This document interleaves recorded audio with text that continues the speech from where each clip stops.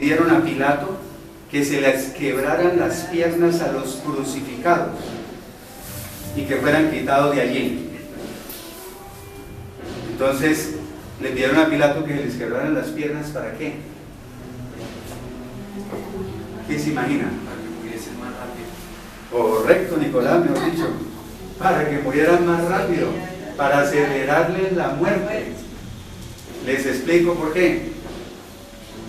Cuando estaban en la cruz, ellos se apoyaban en los pies, al menos así fuera con clavos como fuera, y se apoyaban para respirar. O sea, se levantaban y hacían, y se apoyaban abajo para poder levantarse un poquito y que el tórax, los pulmones se ensancharan y les entrara un poquito de aire, ¿sí? O sea, para que les entrara aire y se apoyaban abajo. Cuando les fracturaban las piernas aquí a este nivel, fracturadas, ¿qué pasaba inmediatamente? Abajo. Entonces ya no tenían el apoyo para levantarse. Todo el peso del cuerpo se venía sobre el tórax, sobre la cavidad torácica. Estaba con edema pulmonar, con derrame pleural, con derrame pericárdico. Todo ese líquido acumulado ahí y encima del cuerpo ahora sí. O sea, quedaba constreñido.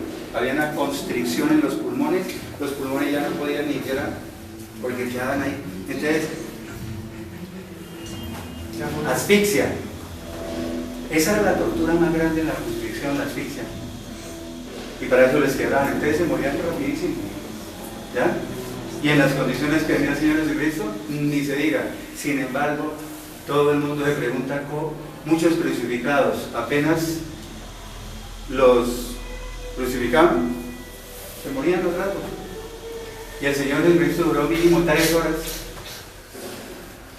Entonces, bueno, Juan 19, pero espere. Versículo 32. Entonces los soldados fueron y le quebraron las piernas al primero, y asimismo al otro que había sido crucificado con él. O sea, los dos malhechores, ¿no? Que habían crucificado a los lados. ¿Ah? Pedro y Judas. No. No, los dos que estaban al lado de... Esos dicen que, no, Pedro y Judas, esos dicen que llaman Dimas y Gestas, creo que es. Sí. Por ahí en un evangelio apócrifo de Nicodemo, dicen que el centurión, el soldado, el oficial que estaba ahí, se llamaba Longino. Longino. Y los malhechores se llamaban Gestas y Dimas. Eso es por lo que usted mencionó que Pedro y Judas estoy diciendo eso. Pero eso es de un evangelio apócrifo de Nicodemo. O sea, no es un evangelio que esté en el canon. Bueno, entonces, a los dos malhechores les quebraron las piernas. Dice, pero cuando llegaron a Jesús y vieron que ya estaba muerto, no le quebraron las piernas. Pero Juan 19:36, mire por qué no se los quebraron. Dice Juan, porque estas cosas sucedieron, o sea, lo de fracturar las piernas, dice, estas cosas sucedieron para que se cumpliera la escritura que dice, o sea, para que se cumpliera la profecía que dice, no será quebrado ningún hueso suyo, o no le quebrarán ningún hueso. Entonces preguntan ustedes, ¿y dónde está la profecía? Salmo 34, 20. Dice, Él guarda todos sus huesos, el Señor le cuida cada uno de sus huesos, y ni uno solo de ellos le será quebrado. ¿Sí ven qué belleza, no? Entonces, en Juan 19:34, Juan 19:34, como vieron que ya estaba muerto, entonces hicieron lo siguiente, dice, pero uno de los soldados le abrió, o le traspasó, o le atravesó el costado con una lanza, y al instante o inmediatamente salió o le brotó sangre y agua. ¿De dónde salió el agua? Del costado de Cristo. ¿Del qué? Del costado de Cristo. Sí, pero del derrame pleural. ¿Se acuerdan que les dije que la pared del tórax Sí. De la cavidad. Hay un espacio entre la pared del tórax y los pulmones, el espacio pleural, y con la insuficiencia cardíaca, y un trasudado se va filtrando y se llena de líquido. Entonces llega y ¡chum! Al cabale, y eso no salió una gotica, como dice, ¿no? No, tuvo que haber salido un buen chorrito, un buen chorro. Pero también podemos decir, como dicen algunos, como dice Armando Alducin, que la lanza llegó hasta el pericardio. Entonces también podía haber un derrame pericárdico por insuficiencia cardíaca, otro trasudado, se llama así, y perforó el pericardio también más líquido, más agua, digámoslo así, y tiene aspecto claro, de agua, acuoso. ¿Ven? Bueno, y dice, Juan 19:37, Juan dice, y también hay otra escritura que dice, mirarán al que traspasaron. Pero vámonos más atrás, vámonos a Zacarías, en el Antiguo Testamento. Zacarías 12:10, es que yo me emociono porque es perfecto la Biblia. ¿Sí? Cuando sale algún ateo que dice, eso la escribieron los de yo le diría, pero tienen que darle el premio Nobel de literatura y de todos los premios Nobel que existan. Entonces, al que se inventó, entre comillas, semejante novela, ¿sí o no? Tan perfecta. Zacarías 12:10, y derramaré sobre la casa de David, o sobre los descendientes de David y sobre los moradores de Jerusalén, un espíritu de gracia y de oración. Ahora una pregunta para seguir. Aquí en Zacarías, en el Antiguo Testamento, ¿quién está hablando? Donde dice, y mirarán hacia mí. ¿Quién está hablando? Yahvé, el Padre. El Padre, Yahvé, o Jehová. ¿Sí? Sí, Porque estamos en el Antiguo Testamento. Cuando eso el Señor de Cristo no había venido, ¿cierto? En Zacarías. Y dice, y mirarán hacia mí. O como dice, otra versión dice, y me mirarán a mí. Pero miren cómo dice, léanlo. A quien traspasaron. ¿Quién está hablando? ¿El Padre que lo traspasaron? Dice ahí, como yo decía, y me mirarán a mí a quien traspasaron. ¿Sí? Es como si estuviera hablando el Hijo. Cuando vimos la conferencia de la divinidad del Señor Jesucristo, que habían hecho los testigos de Jehová, este texto sirve. Porque aquí es como si estuviera hablando el Señor Jesucristo. Y me mirarán a mí, a quien traspasaron con la lanza del costado. Entonces es el mismo. ¿Sí o no? Porque aquí es Antiguo Testamento, es el Padre, el que debería hablar Jehová, Yahvé. Bueno, pero aquí empieza a hablar. Pero mire esto como es de interesante. Todo lo que uno tiene que analizar en la Biblia. El Antiguo Testamento estaba hablando de algo que iba a suceder, ¿cierto? Estaba hablando ya en la antigüedad, profetizando. Pero encima de eso, lo hace más pasado todavía. Porque habla en pasado, dice, y mirarán a mí, a quien traspasaron. No dice, a quien van a traspasar. Todavía habla más del pasado, dice, a quien traspasaron. Por eso es que la dimensión del Señor Jesucristo no puede entenderla. Sí, está hablando de un futuro que no existe, de algo que ya cumplió del pasado, pero habla de más pasado, de algo que va a venir. Bueno, y aquí empieza a hablar Dios ya del Hijo. Dice, y llorarán por él. Empezó a hablar del Hijo y del futuro. Y llorarán por él como se llora por el Hijo unigénito, o sea, por un Hijo único. Y se afligirán o se lamentarán por él como quien se aflige por su primogénito, o sea, por el Hijo mayor. ¿Ya? Pero mira la profecía en Zacarías de que lo iban a traspasar. ¿Ven? Y otra en Apocalipsis 1:7, ahora para el futuro. ¿Quién fue el que escribió el Apocalipsis? Juan. Juan el Evangelista. Juan está profetizando y dice: he aquí que viene con las nubes y todos lo verán. O sea, todos lo verán con sus propios ojos. Aquí no está hablando del arrebatamiento, porque el arrebatamiento es invisible, ¿no? Mientras que cuando viene físicamente y ponen los pies en la tierra, después de los 7 años de tribulación, esa segunda venida física, ahí sí todo lo verá. Y aquí que viene con las nubes y todo lo verá. Aún o incluso, ¿quiénes? Aquellos que lo traspasaron. De cómo se juega con el futuro, con el pasado, con los tiempos, y está hablando siempre de que lo traspasaron. Y todos los linajes de la tierra harán lamentación por él. Sí, amén, o sea, se lamentarán por él. Entonces, Juan 19, 38 al 42. Juan 19, 38 al 42. Después de todo esto, José de Arimatea, que era discípulo de Jesús, pero miren lo chistoso que dice ahí, pero secretamente, por miedo a los líderes judíos. Paremos ahí. O sea, José de Arimatea, Arimatea era un pueblo, una ciudad de Judea. José de Arimatea era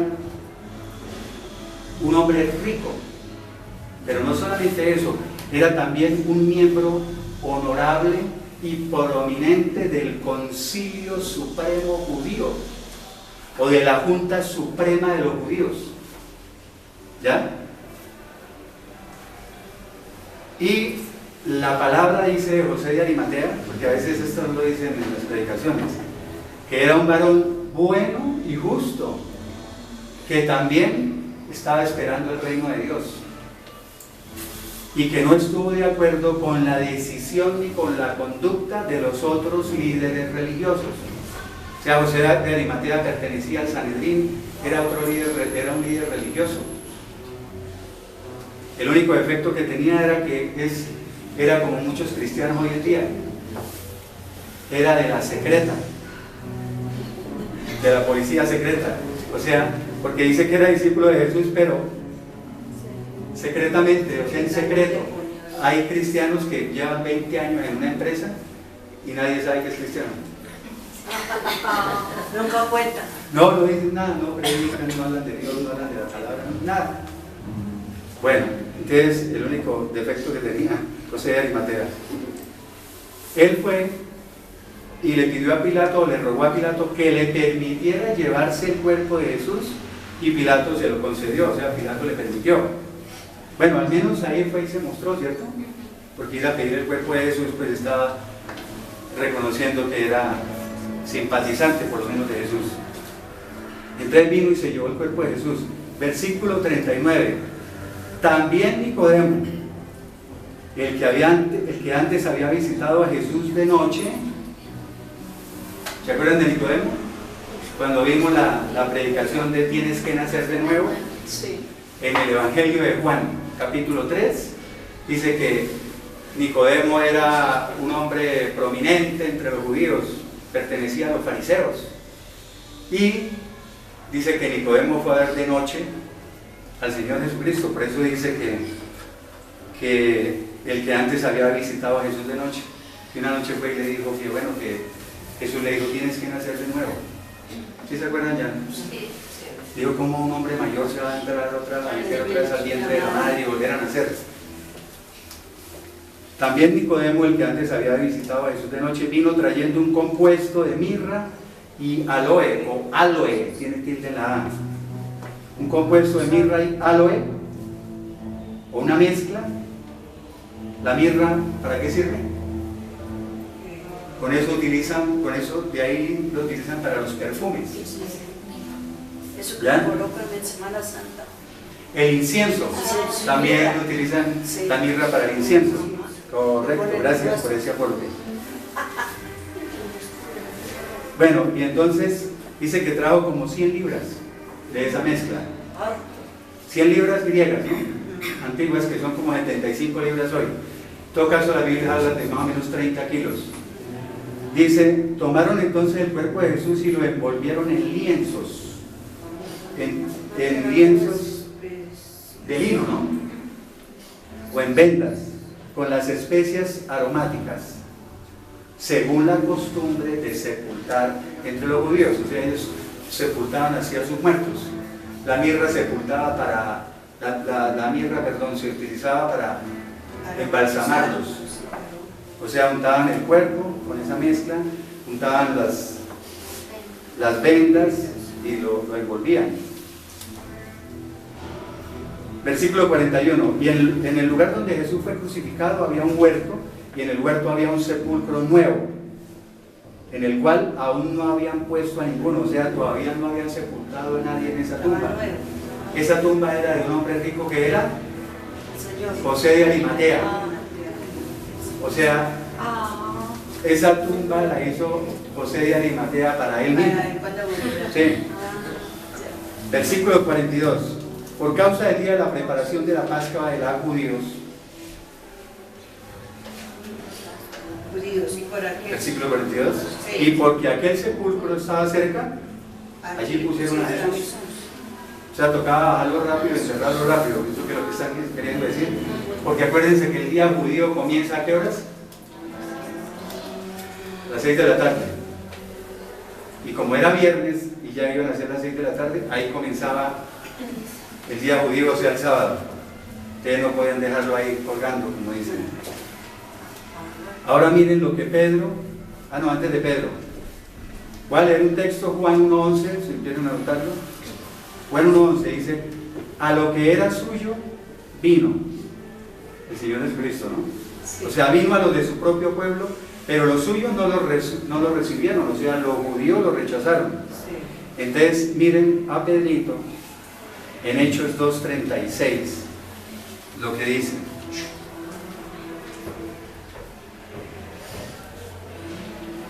Hechos 2:36. Sépalo bien toda la casa de Israel. Sépalo bien todo el pueblo de Israel, que a este mismo Jesús, a quienes ustedes crucificaron, Dios lo ha hecho Señor y Cristo, o Mesías. ¿A quién le estaba echando la culpa Pedro? A los judíos.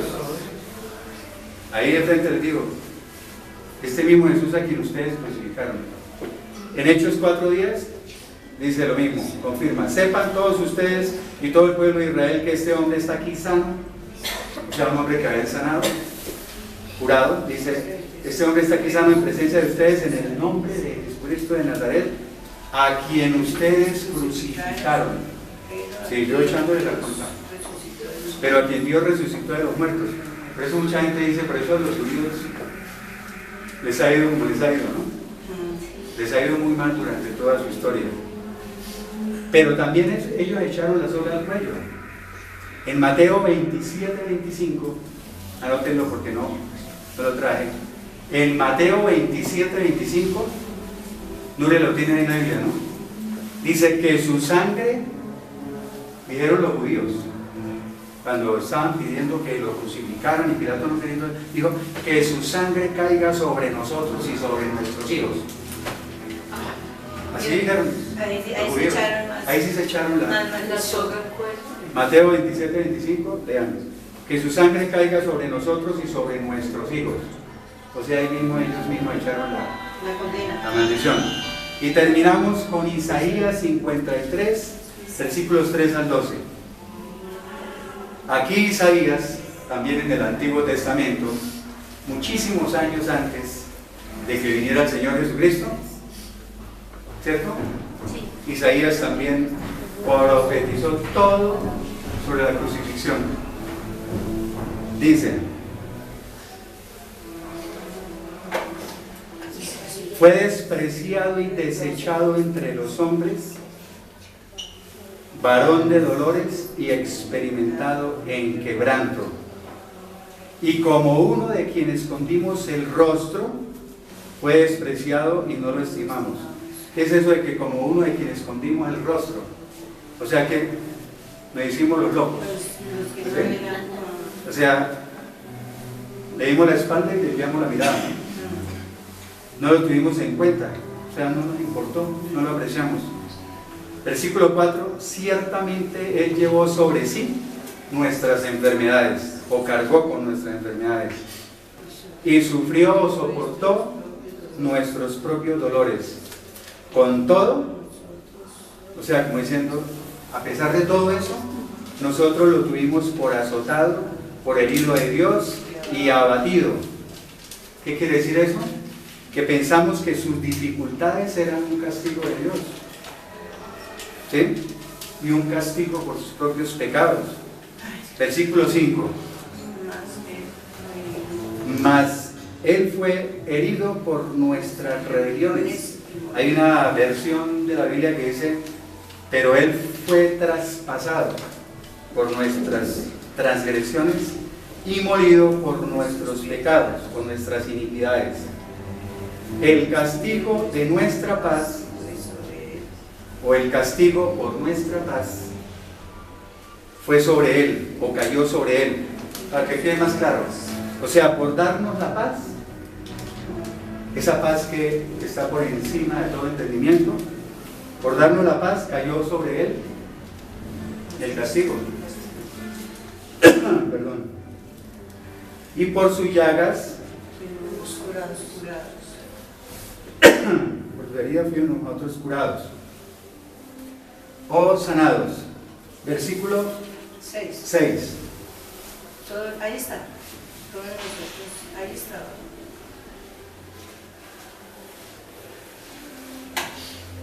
¿Qué dice el 6? Todos nosotros nos descarriamos como ovejas. Todos nosotros nos descarriamos como ovejas. Y cada cual se apartó por su propio Cada cual se apartó por su propio camino. Cada cual cogió su camino. perdón, siguió por su propio camino. Mas Jehová o Yahvé o el Señor descargó en él. Cuando leamos, hagamos exégesis, o sea, palabrita por palabrita. Mas Dios descargó en él. Hizo que cayera sobre él, mejor dicho, el pecado de todos nosotros. O sea, descargó sobre él todo el peso de nuestros pecados.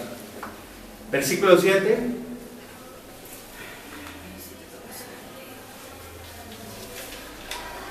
Me avisan por favor si no. Angustiado y afligido, ni siquiera abrió su boca.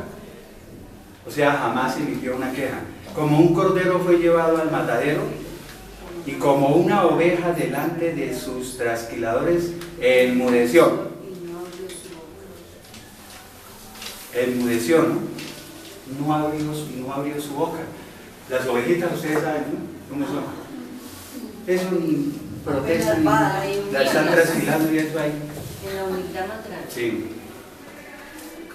Por cárcel y por juicio fue quitado.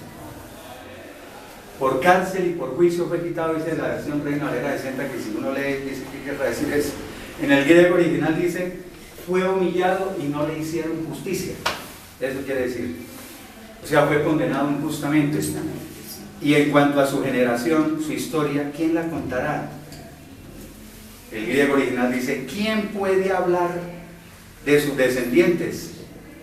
A nadie le importó que muriera sin descendientes, ni que le quitaran la vida a mitad de camino.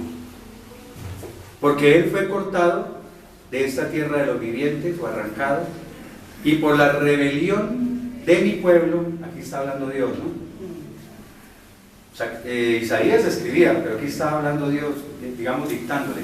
Porque él fue cortado de esta tierra de los vivientes y por la rebelión de mi pueblo, dice Dios, fue herido. O sea, como diciendo, era a mi pueblo a quien por sus pecados les correspondía. ¿Les correspondía qué? La muerte. Versículo 9. ¿Está todavía el 9? Sí. Y se dispuso sepultura, o sea, se le dio sepultura con los impíos. O sea, se le asignó un sepulcro con los malvados. Fue enterrado como un criminal. Y murió en compañía de malhechores. Los dos malhechores que crucificaron con él. Aunque nunca hizo ninguna maldad, o sea, él no cometió ningún crimen. Ni hubo engaño en su boca, jamás engañó a nadie. Versículo 10. Con todo eso,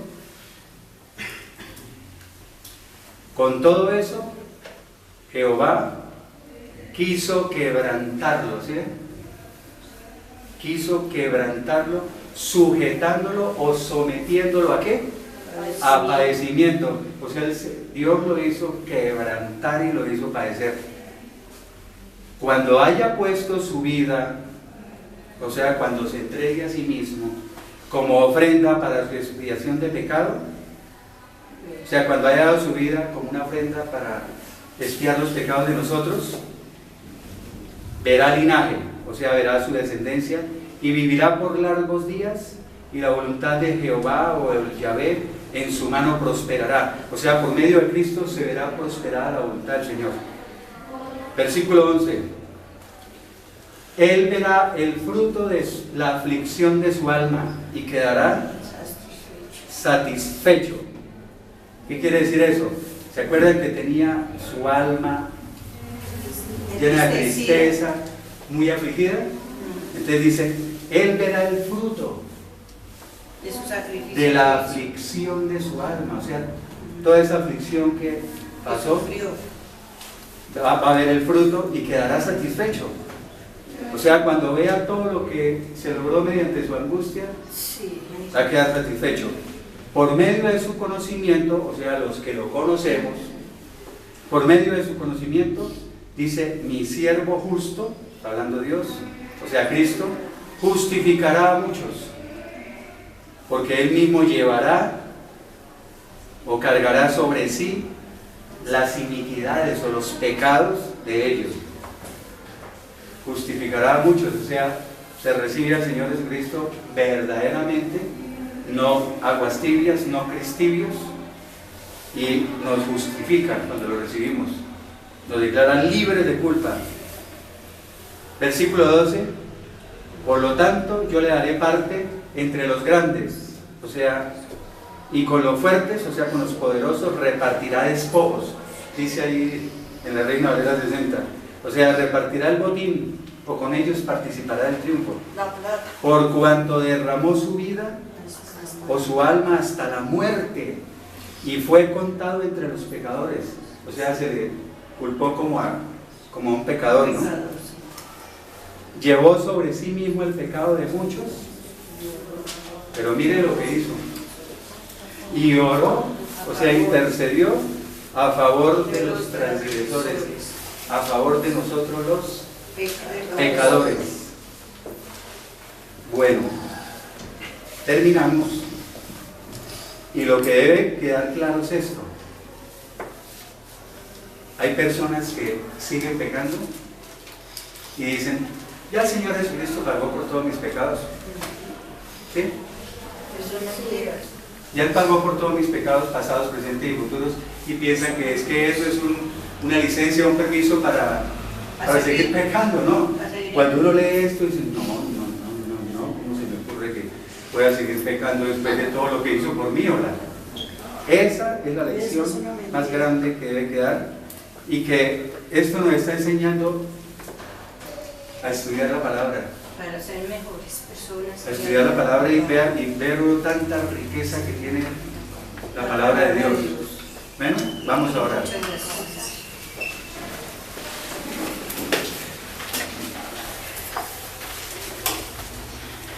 ¿Alguien quiere orar?